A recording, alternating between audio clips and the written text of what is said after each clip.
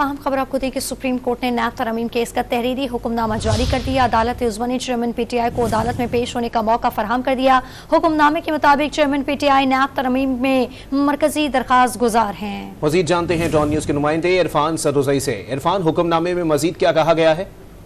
جی، عدالت نے 31 اکتوبر کی سماعت کا حکم نامہ جاری کر دیا ہے اور چیئرمین پی ٹی آئی کو عدالت میں پیش ہونے کا موقع فراہم کر دیا ہے۔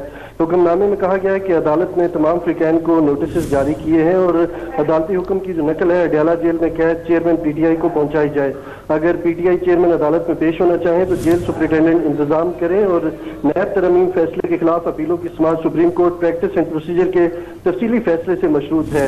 اس کے علاوہ اٹارنی جنرل اور تمام صوبائی ایڈوکیٹ جنرلز کو بھی نوٹسز جاری کر دیے گئے ہیں۔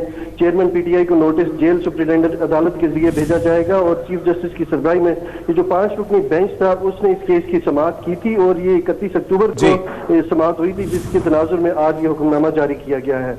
جی، بہت شکریہ عرفان سدوزئی اپڈیٹ کرنے کے لیے۔